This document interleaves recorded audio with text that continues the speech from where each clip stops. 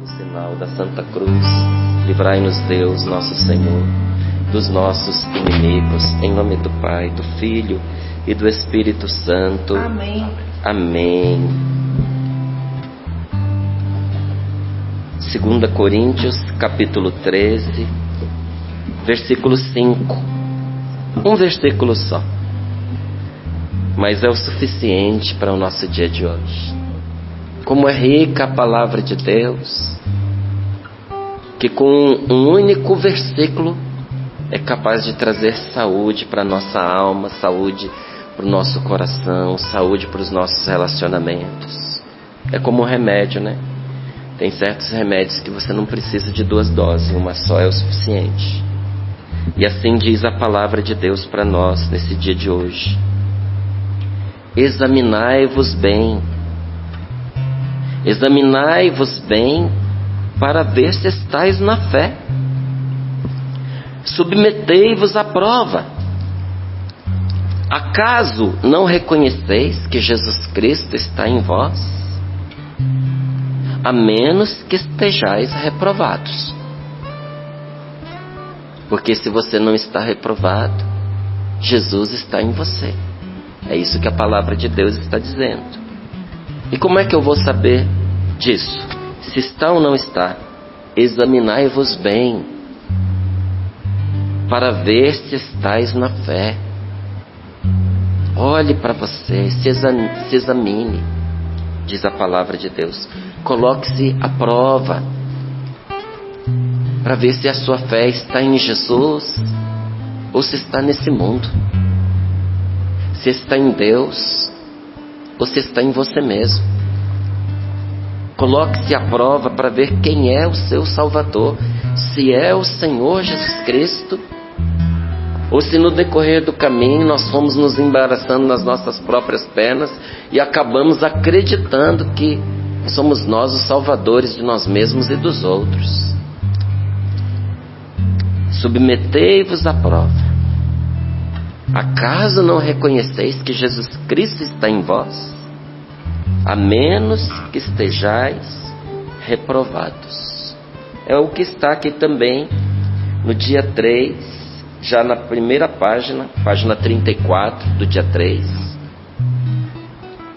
A palavra está citada aqui em destaque: examinai-vos a vós mesmos para ver se estáis firmes na fé. Muito bem dito, como está aqui no livro. Então, eu estou na fé, mas eu estou firme? Examinai-vos a vós mesmos para ver se estáis firmes na fé. Provai-vos a vós mesmos. Palavra do Senhor. Graças a Deus. Por que que a gente precisa se provar? Porque a gente precisa testar os nossos alicerces. Que louca é a pessoa que constrói a sua casa sobre um alicerce que está abalado. Gente, tem muitas pessoas que compram casas antigas em terrenos desvalorizados, e às vezes a gente vê a pessoa derrubando a casa e a gente fica com uma dó, porque a casa era grande, a casa era bem distribuída, uma casa antiga. Você olhava e dizia assim: nossa, isso era um patrimônio, precisava era ser restaurado. Verdade, tudo isso tem razão de ser, desde que os alicerces não estejam abalados. Porque se o alicerce estiver abalado e você construir sobre aquela casa, o que vai acontecer é que aquilo pode matar você. Agora imagine você acreditando que a sua fé está em Deus, quando chegam as tribulações, tudo desmorona e você percebe que sua fé não tinha firmeza nenhuma. Tem muita gente que na hora da provação, em vez da fé ter o seu arrimo, sabe o que é a nossa fé? Aquela âncora na qual a gente segura para não ser arrastado pelas ondas das tribulações. Aí, quando chegam as tribulações, em vez da gente se agarrar com a nossa fé para a gente ficar firme, a gente desespera, entra em pânico, desanima de Deus, se revolta contra Deus. Vem aquela pergunta: por que, Senhor? Por que comigo?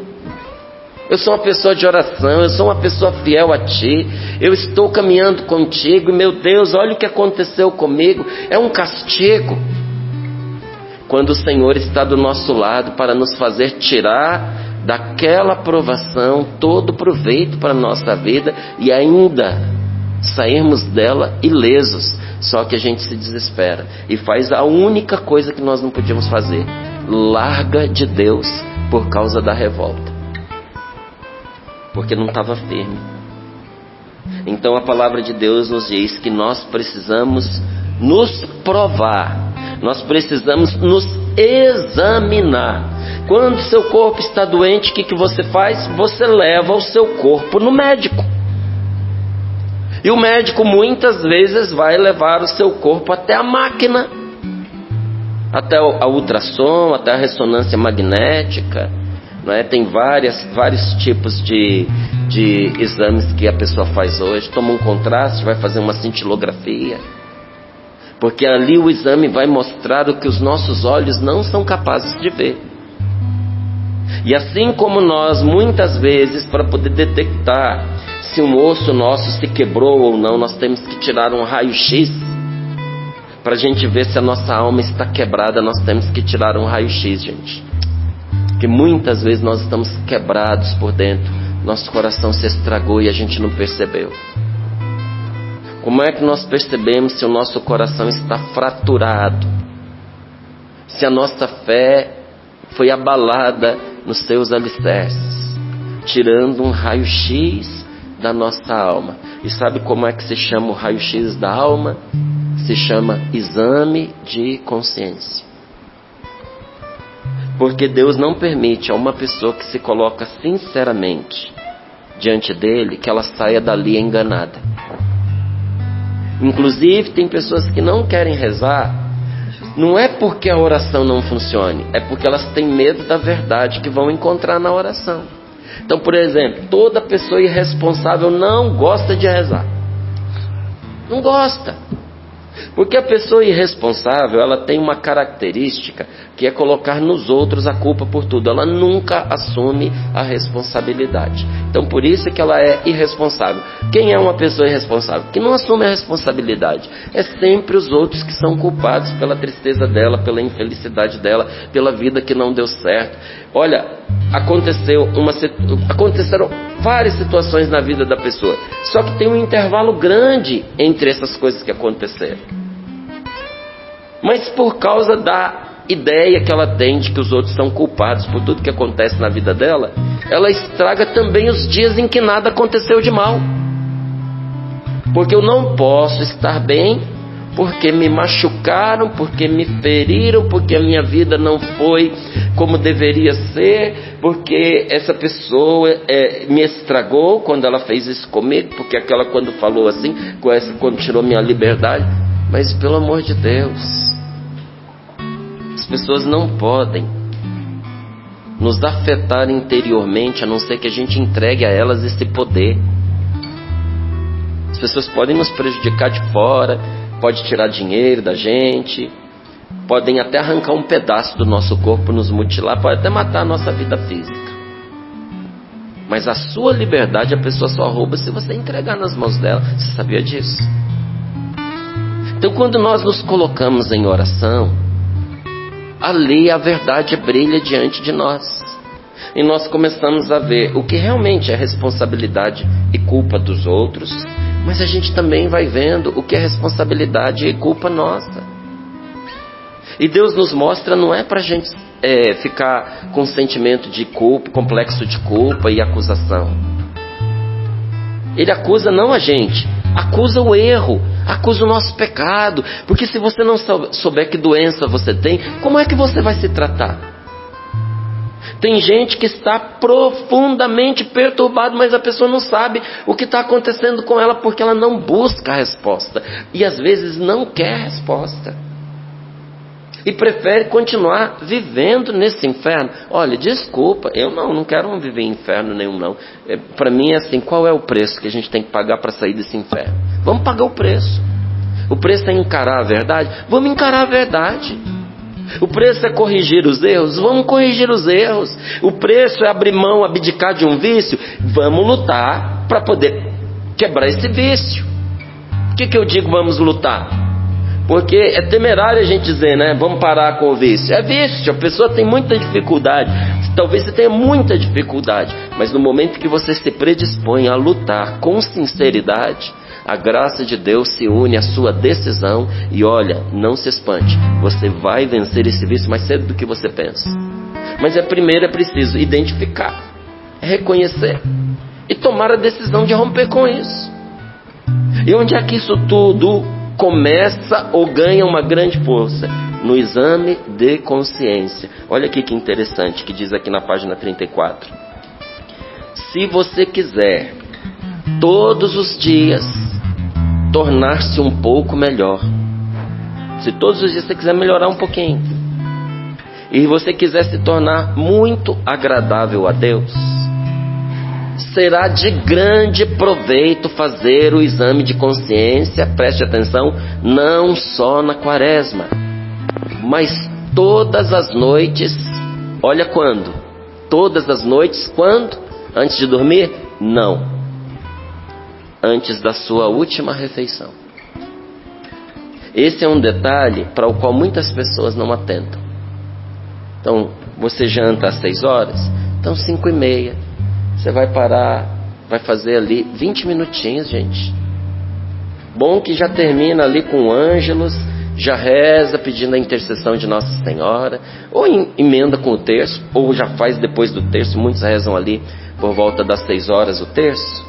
Terminou o terço, já faz o seu exame de consciência, ou melhor, faz antes o seu exame de consciência e entrega nas mãos de Nossa Senhora e reza o seu terço.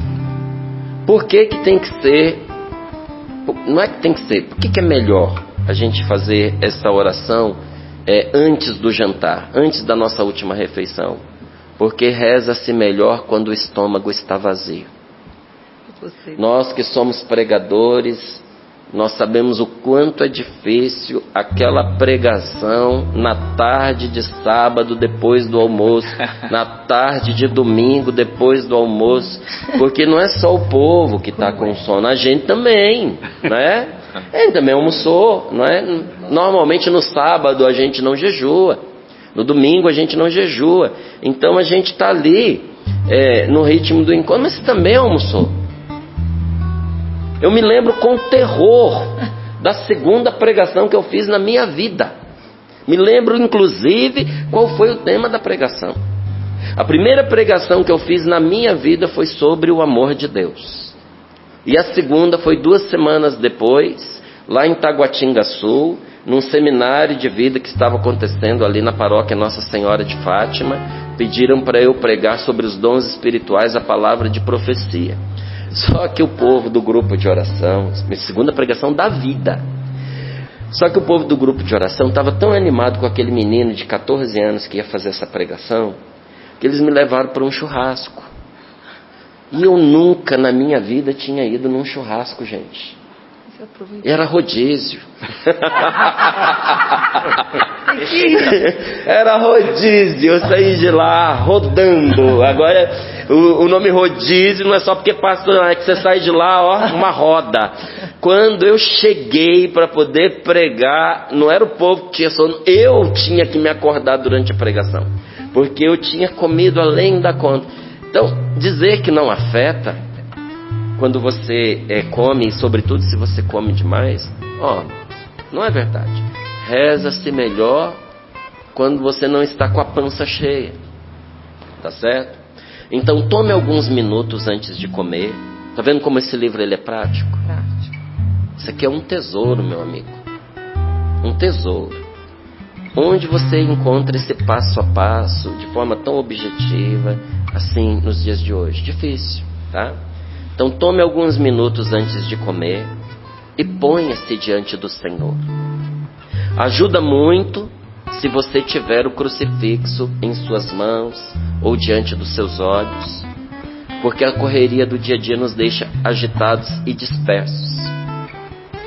E aquilo que se espalhou em nós, que se quebrou, que se dissipou, com as preocupações do dia, novamente o Senhor ajunta e purifica quando nós fixamos os nossos olhos na sua Santa Cruz. Muito importante. Aí, tendo feito isso, peça ao Espírito Santo que faça arder novamente em seu coração a chama sagrada que ele acendeu pela manhã enquanto você entregava a ele o seu dia. Márcio, onde é que está isso? Lá na página 267, que eu disse para você de começarmos o nosso dia em oração. Ali indica o que nós devemos fazer, como começar o nosso dia, que maneira rezar, como consagrar o nosso dia a Deus. Porque naquela hora, Deus acende em você a luz do seu dia. O dia que nós começamos orando é um dia na luz de Cristo, na luz de Deus, um dia iluminado. Então peça ao Espírito Santo que faça arder de novo à tarde no seu coração aquela chama que de manhã se acendeu quando você consagrou a Deus o seu dia.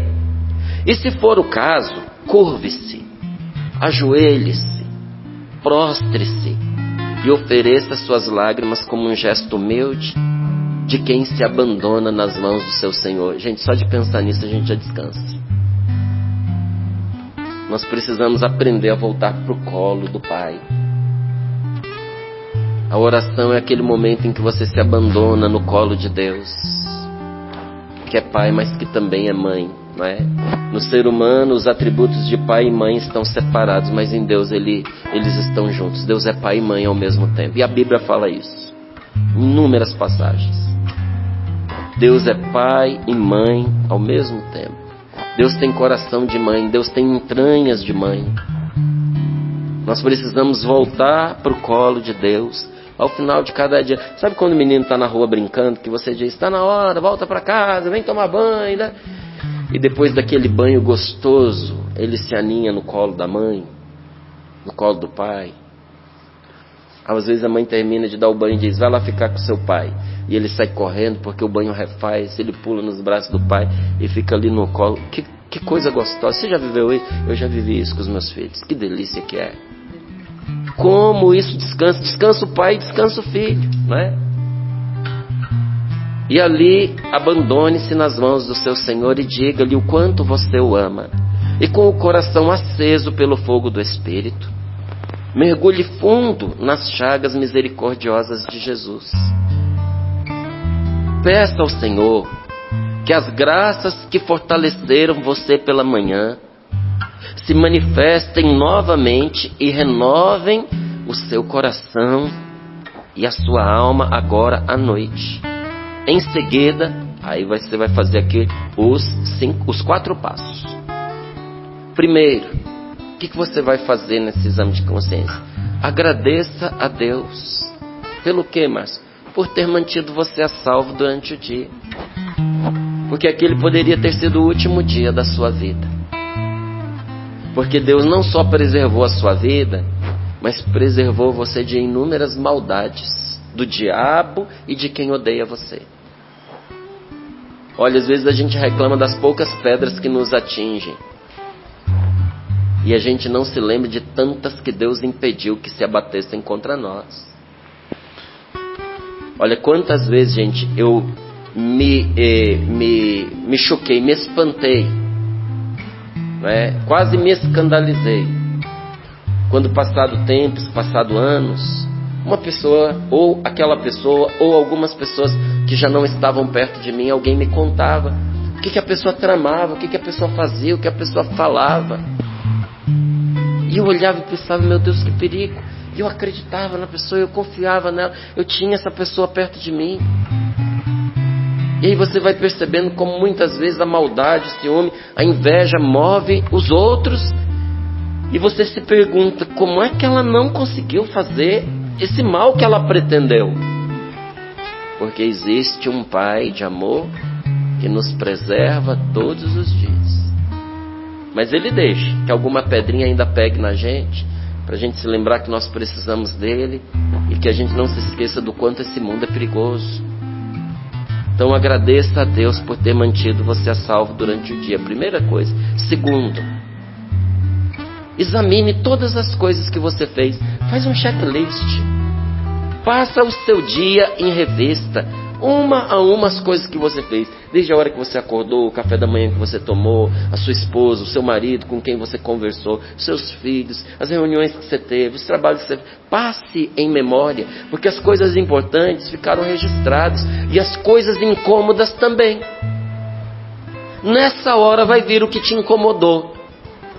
Para Deus purificar, para Deus curar, para Deus perdoar, para Deus te dar a graça de você também perdoar, se for o caso. Então examine todas as coisas que você fez uma a uma, bem como as situações que envolveram essas coisas que você fez. Não só o que você fez, mas o entorno, tá? Terceiro, por tudo que você tiver feito de bom, porque a gente faz muitas coisas boas, não é? A gente faz muitas coisas boas. Esses dias eu cheguei para abastecer num posto e ele estava fechado, não tinha uma gota de combustível. Fiquei chateado porque era o posto mais barato. Liguei para minha esposa e falei, vou ter que abastecer no outro posto. Ela falou, o caro. Eu falei, que eu vai fazer o quê? Fica mais caro ir lá na rodovia para abastecer e voltar do que se fizer aqui.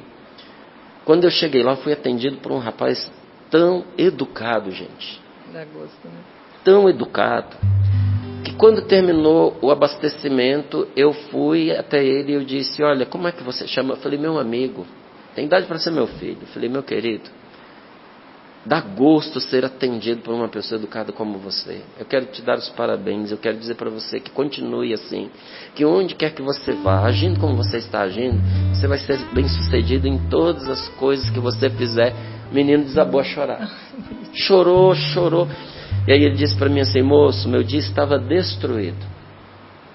Porque houve aqui uma situação em que o cliente pediu uma coisa, eu fiz o que ele pediu, mas não deu certo como ele queria. Ele só não me bateu porque a esposa dele o segurou. Aí ele disse, muito obrigado por essas palavras. Às vezes o que dá errado para a gente, dá certo para o outro. E às vezes sem querer, a gente faz o bem às pessoas. Antes de ontem, Marcelo Chaves, no finalzinho do programa, quis me agradecer por algumas coisas que eu tinha feito por ele. Fiz de coração. Quando ele puxou, é claro que eu me lembrei. Mas eu nem me lembrava. Porque a gente não faz para ter isso em conta, para ficar registrado em caderno. A gente faz porque a gente ama, porque Deus nos impulsiona. E eu estou te dando esse exemplo porque a gente acha que o exame de consciência só leva em consideração as coisas negativas que a gente faz. A gente faz muita coisa boa e não vê, gente. Boa parte do nosso dia é bom. Então examine todas as coisas que você fez e por tudo que você tiver feito de bom, dê graças a Deus. Porém, se você fez algo que tenha ofendido a Deus, por palavras, por pensamentos e por atitudes, peça a Deus que te perdoe. E com o coração arrependido, fale com Deus sobre essa dor que você sente por ter pecado. Márcio, eu não sinto dor diante dos pecados que eu cometo. Não sente agora, porque o coração está calejado. Sabe quando você machuca muito um membro do seu corpo e ele está podre de tão machucado, que ele se torna insensível? Mas uma hora ele vai voltar a sentir. À medida em que vai sendo curado, ele vai recuperando a capacidade de sentir. Com o coração da gente também é assim. Então, com o coração arrependido, diga ao Senhor sobre a dor que você sente por ter pecado e que você está firmemente decidido a corrigir esses males. E que de boa vontade você vai confessar o que você fez ao Padre e na primeira oportunidade que você tiver. E por fim aqui, olha, no item 4, mas só 4, tá ótimo. Faz os 4 que você está no lucro. No quarto, diga, faça o seguinte: agora entregue nas mãos da divina providência, entregue nas mãos de Deus, dos cuidados de Deus, o seu corpo, a sua alma, a sua paróquia, a sua família, os seus parentes, os seus amigos. Peça a Nossa Senhora, peça aos santos de Deus, peça aos anjos do céu que venham socorrer, livrar, proteger e manter a salvo a sua vida e de todas essas pessoas pelas quais você rezou. Nessa hora, com a permissão de Deus e por Ele abençoados, vamos descansar no Senhor conforme a sua santa vontade. Nunca mais você vai ter uma noite dessas de perturbação, de desgosto, de dormir mal. Não tem como. Se por dentro a casa está em ordem, se a luz de Deus brilha em você, pode ter tentação sim, pode ter os assaltos do maligno sim, mas você se abalar, vai não. E aqui, olha, uma última recomendação que não está dentro dos 4, porque não é mais o passo a passo do exame de consciência, mas uma consideração indispensável. Olha aqui, ó. Nunca deixe de fazer nem a oração da noite, nem a oração da manhã.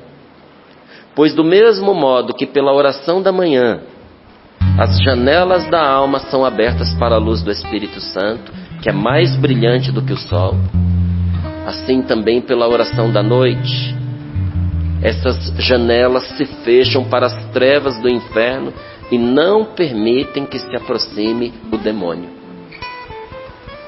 Esse exame de consciência fecha as janelas da sua alma para as investidas do demônio no momento do seu descanso.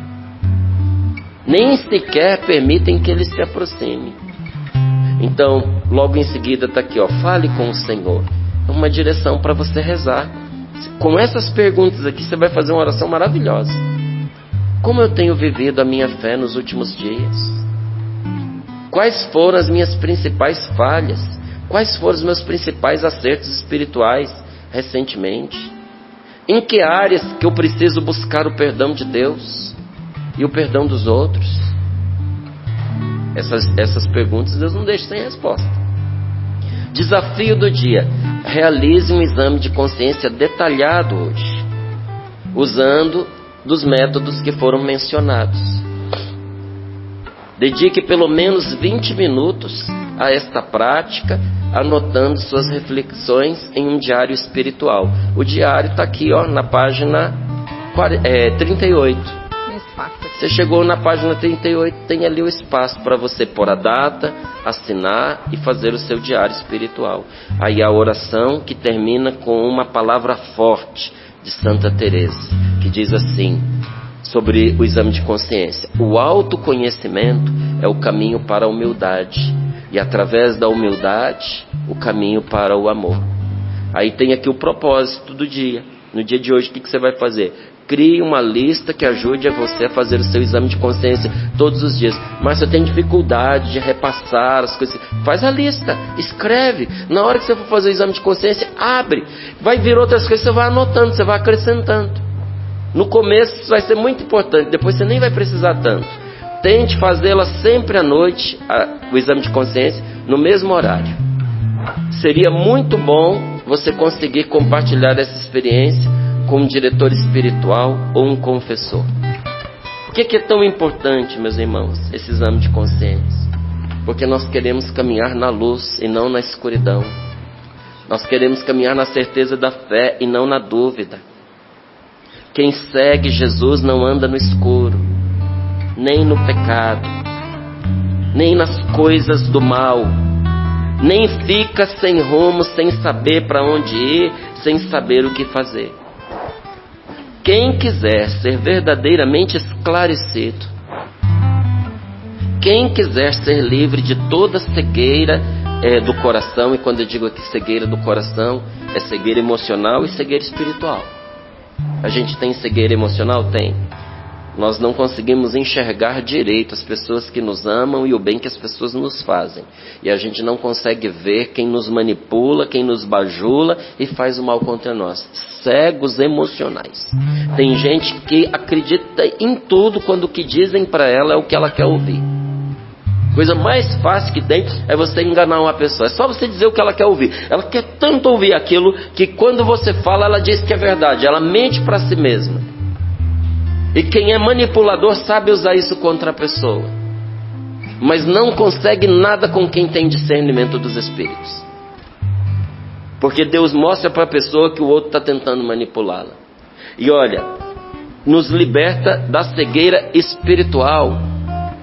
Porque às vezes a gente vê o demônio onde ele não está, e a gente não vê o demônio onde ele está agindo. E se você quiser ser livre desta cegueira, precisa caminhar nas pegadas de Jesus, precisa criar os hábitos de Jesus, precisa viver como ele viveu. Só que você só vai saber isso se você aprender a se examinar. Como é que a gente consegue isso? Lendo a Bíblia, indo à missa, rezando o terço, fazendo o nosso exame de consciência, que é onde nós repassamos a vida do Senhor. É quando nós pegamos a nossa vida e colocamos na luz de nosso Senhor Jesus Cristo. A sabedoria de nosso Senhor está infinitamente acima, meus irmãos, infinitamente acima dos melhores professores, dos melhores mestres que a humanidade já ouviu falar. Você quer ler livros bons? Leia, mas não deixe de ler a Bíblia. Não deixe de ler a palavra de Deus, não deixe de ler os livros de espiritualidade que nos ensinam muito mais. E quem estiver cheio do Espírito Santo vai encontrar na palavra de Deus e naqueles ensinamentos que estão trazidos a partir da palavra de Deus. A pessoa vai encontrar o maná escondido, vai encontrar a fonte de todo conhecimento.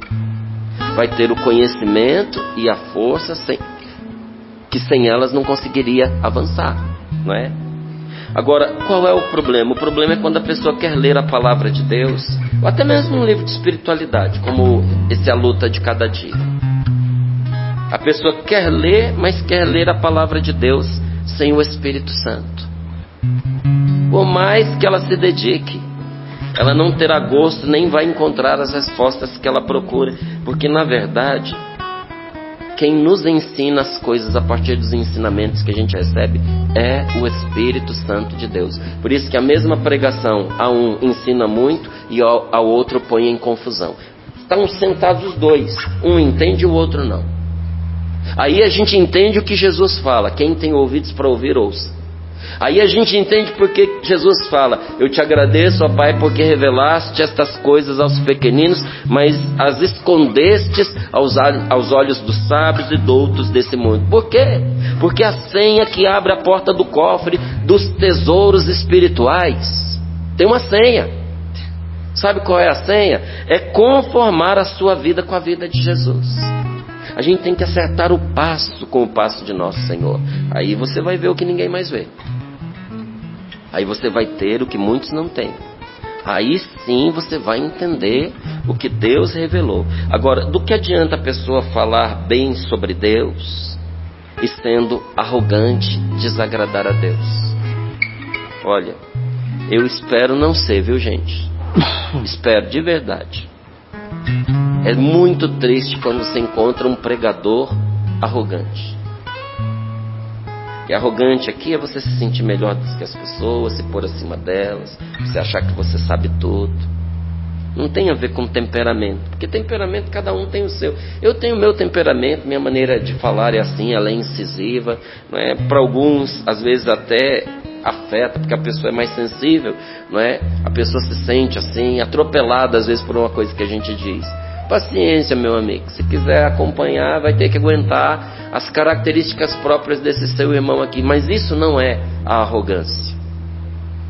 Agora é muito triste quando você encontra uma pessoa arrogante e que se exprime ali em nome de Deus, porque ela desagrada a Deus. E se ela desagrada a Deus, olha, o Espírito Santo tem dificuldade de atuar por meio dela. Então a verdade é que não são palavras inteligentes que tornam uma pessoa boa ou santa. Tem muita gente que é doutor, mas não é bom, é mau e não é santo.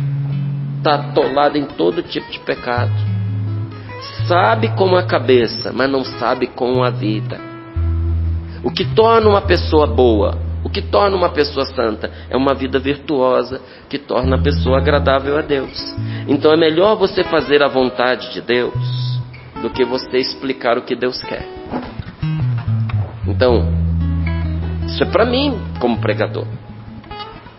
Eu recebi de Deus esse convite, esse chamado, para pregar a palavra, é explicar a palavra dele, é explicar o que Deus quer.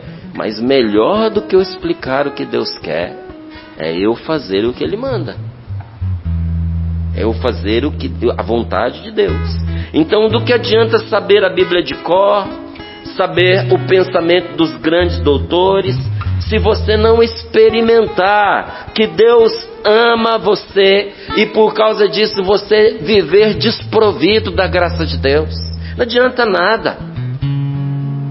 Você precisa experimentar que tudo que Deus faz por você é porque Ele te ama e luta pela sua salvação, luta para que você não perca o que Jesus conquistou para você a preço de sangue. Então, concluindo aqui nossa partilha, tudo nessa vida que nós vivemos é vazio e nos esvazia se a gente não amar primeiramente a Deus e a Ele servir. É muito equivocada essa sabedoria de uma pessoa que, por amor deste mundo, apegada aos tesouros deste mundo, à fama deste mundo, à projeção deste mundo, às realizações deste mundo, a pessoa erra o caminho do céu. Se esvazia e entristece quem vive para perseguir recompensas que se pedem. Tem gente que vive para perseguir recompensas que ela não vai levar com ela para a eternidade. Infeliz quem coloca nisso a sua esperança. Loucura satisfazer os desejos do pecado e buscar aquilo que vai trazer desgraça e castigo para a vida da gente. A coisa mais estúpida é querer ter uma vida longa sem a gente tomar cuidado para que ela seja boa. Por isso que a palavra de hoje está dizendo para nós: presta atenção na maneira como você está vivendo, examine a sua consciência, veja se você está firme em Deus, veja que se você está firme na fé, veja se você está sendo do bem de verdade, veja se você está sendo agradável a Deus, porque é estúpido viver muito se você viver uma vida má. Feche os seus olhos, põe as mãos sobre o seu coração. Nós não podemos esquecer, meus irmãos, não podemos esquecer o que virá depois desta vida. A gente se apega ao que passa tão rápido e fazemos corpo mole na hora de buscar a felicidade que não acaba. Diz a palavra de Deus que a vista não cansa de ver e o ouvido nunca se sacia de ouvir. Use as coisas, mas não se deixe usar por elas. Não se apegue às coisas desta terra que nunca saciam. A vista nunca se cansa de ver e o ouvido nunca se sacia de ouvir. Busque as coisas do alto, tenha amor pelas coisas do céu, pois quem quer satisfazer os desejos da carne mancha a sua consciência e perde a graça de Deus. Diga: Senhor, que comigo não seja assim. Senhor, nesse dia de hoje eu quero olhar para mim, eu quero examinar a minha consciência. Senhor, eu quero fazer com que esse roteiro de espiritualidade, Senhor, faça parte de todos os dias da minha vida. Meu Deus, eu não me atinava para a necessidade de fazer o meu exame de consciência.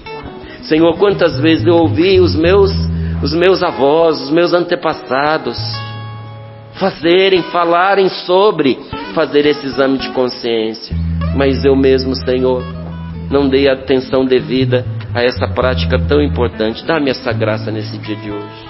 Eu quero, meu Deus.